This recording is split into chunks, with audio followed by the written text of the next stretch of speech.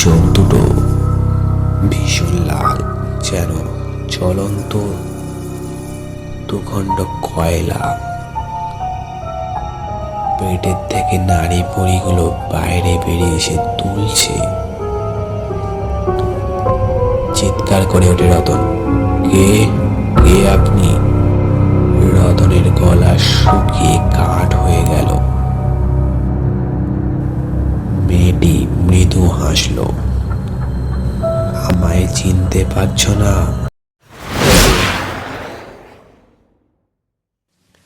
Welcome back to our channel. সবাইকে স্বাগত জানাচ্ছি আজকের এপিসোডে। তো অনেকদিন পর আবারও আপনাদের গল্প শোনাতে চলে আসলাম। তো এই বছরে কোনো গল্প দেওয়া হয়নি, তো তার জন্যে সবাইয়ের কাছে ক্ষমাপ্রাপ্ত। আমাদের আজকের গল্পের নাম মাংস পোড়ার গন্ধ। গল্পটি শুরু করা যাক। রাত তখন 10:30। কল্যাণপুরের রেললাইন ধরে ফিরছিল রতন বাগ আর তার বন্ধু প্রদীপ সাঁতরা। দুজনেই হরিহর আত্মা, একই ক্লাসের বন্ধু। প্রতিদিন রাতের দিকে তারা লাইন ধারের ভাটিখানা থেকে ফেরে। এই সময় লাইনের ধার ঘেঁষে পায়ে চলা রাস্তা, হালকা আলো আঁধারি। কল্যাণপুর ছোট্ট একটা গ্রাম। রেল লাইনের ধারে কয়েকটা টিমটিমে বাতি জ্বলছে, আর চারিদিকে গাছপালা নিঝুম, পার্থেনিয়ামযুক্ত ঝোপ জঙ্গল ভরা।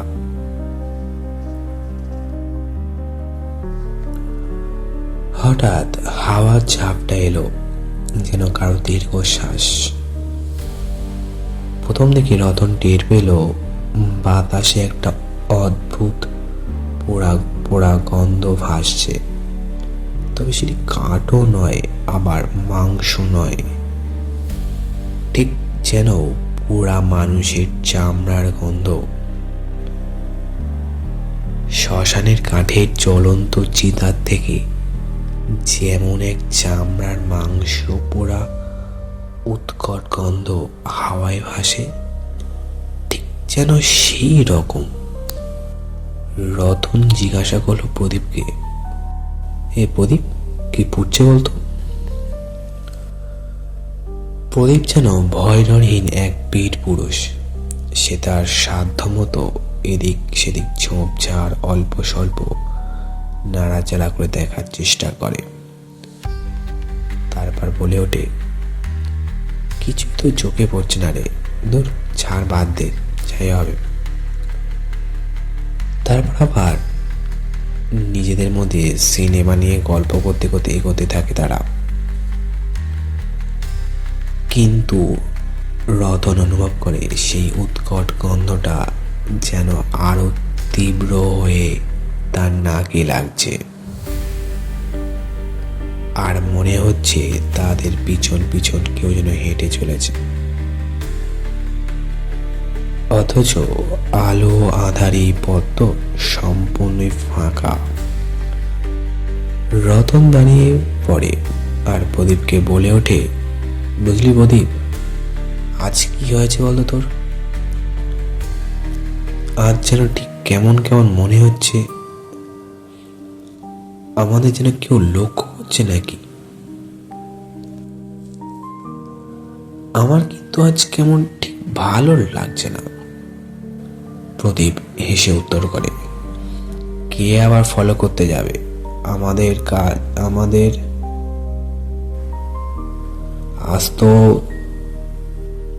আজ তোর নেশাটা মনে হয় একটু বেশি চড়ে গেছে। কোনো উত্তর করে না রতন। রতনের বুকের মধ্যে হঠাৎ এক অদ্ভুত ধকধক শুরু হয়। বেশ কয়েক বছর আগে এই রেল লাইনের পাশেই এক ভয়ঙ্কর দুর্ঘটনা ঘটেছিল। রতনের মনে পড়ে যায় সেই দুর্ঘটনার দিনের কথা। কদমগাছি ম্যাটাডোর ভর্তি করে পিকনিক পার্টি নিয়ে সন্ধ্যায় পিকনিক শেষ করে ফেরার সময় সামনের প্রহরীবিহীন লেভেল ক্রস করতে গিয়ে হঠাৎই সেই ভয়ঙ্কর দুর্ঘটনাটা ঘটে যায়। প্রদীপ তো ছিল সেই ম্যাটাডোর গাড়ির ড্রাইভার, আর রতন ছিল ক্লিনার। সেই ম্যাটাডোর গাড়িটাও ছিল বর্তমানে তারা যে কোল্ড স্টোরেজে কাজ করে সেই মালিকের। ভাগ্যের জোরে তারা দুজন বেঁচে গেছিল সেদিন। তারপর প্রদীপ আর গাড়ি চালায় না। তারা এখন দুজনেই শ্রীদুর্গা কোল্ড স্টোরেজের শ্রমিক। তবে সেদিনের সেই দুর্ঘটনার কথা মনে পড়লে আজও শিউরে ওঠে তারা।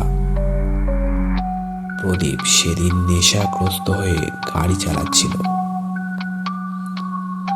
এই লেভেল ক্রসিং এর কাছে এসে সে গাড়ির নিয়ন্ত্রণ হারিয়ে ফেলে। রতন আর প্রদীপ লাফ দিয়ে পড়ে গাড়ির থেকে পাশে ঝোপে। আর সেই সময়ই ছুটে আসে দ্রুত গতিতে একটি এক্সপ্রেস ট্রেন। ট্রেনের ধাক্কায় তলা পাকিয়ে যায় তাদের গাড়ি। দাও দাও করে চলতে থাকে গাড়িটা। প্রায় 50 জন মানুষ মুহূর্তেই পুড়ে ছাই হয়ে যায়।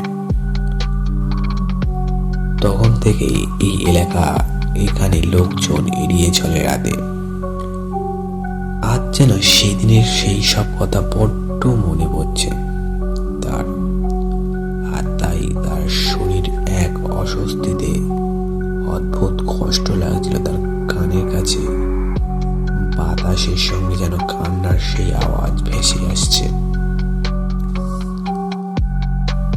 সে পা বাড়াতে যাচ্ছিল, এমন সময় পিছন থেকে কারো কণ্ঠ, এই যে দাদা, একবারে তাকান তো দিকে। রতন ঘুরে তাকিয়ে দেখল পেছনে দাঁড়িয়ে আছে এক যুবতী। তার শরীরে দূরের পোস্টের ক্ষীণ আলো এসে উঠছে। গায়ে রক্তে ভেজা শাড়ি, মুখের অর্ধেকটা যেন ছাই মাখানো, চোখ দুটো ভীষণ লাল, যেন জ্বলন্ত দুখণ্ড কয়লা। পেটের থেকে নাড়ি ভুঁড়িগুলো বাইরে বেরিয়ে এসে দুলছে। চিৎকার করে ওঠে রতন, কে কে আপনি? রতনের গলা শুকিয়ে কাঠ হয়ে গেল। মেয়েটি মৃদু হাসল, আমায় চিনতে পারছ না? আমাদের তো সেদিন মরার কথা ছিল না। আমরা তো সবাই আনন্দ করতে করতে গেছিলাম। আমাদের তো পোড়ানো হয়েছে। এই কথাটা শুনে প্রদীপের গা কেঁপে ওঠে। মেয়েটি এগিয়ে এলো। হঠাৎই চারপাশে বাতাস যেন ভারী, আর সেই পোড়া গন্ধ আরো তীব্র। রতন পেছাতে পেছাতে হোঁচটকে হঠাৎ পড়ে যায়। মেয়েটি নিচু হয়ে তার মুখের দিকে তাকায়। মনে পড়ে সেদিনের কথা। তোমরাই তো সেই গাড়ির কন্ডাক্টর আর ড্রাইভার ছিলে, তাই না? আর এখন আমাকে চিনতে পারছো না? তোমরা দুজনেই তো মাতাল ছিলে, আর মাতাল হয়ে গাড়ি চালাচ্ছিলে বলেই আমরা সবাই মরলাম। তখন আমরা বাঁচার জন্য কত অসহায়ভাবে চিৎকার করেছিলাম বলো তো। তোমাদের কারণে মরলাম আমরা, আর তোমরা তো ঝাঁপ দিয়ে পালিয়ে গেলে। রতনের মুখ থেকে শব্দ বেরোয় না। ঠিকই তো, তারাই ছিল সেই দুর্ঘটনার রাতের সেই গাড়ির ড্রাইভার আর ক্লিনার। গাড়ি ধাক্কা খেতেই ইঞ্জিনে আগুন লেগেছিল। তারা ঝাঁপ দিয়ে কোনো ক্রমে বেঁচে যায়, আর বাকিরা পুড়ে ছাই হয়ে যায়। সে মেয়েটি আবার বলে উঠল, তোমরা দুজনেই বেঁচে গেলে, আর আমরা জ্বলতে জ্বলতে মরলাম। মেয়েটি কাঁদতে কাঁদতে বলল, আজ আমাদের পচা শরীরের গন্ধ তোমাদেরকেও পোড়াবে।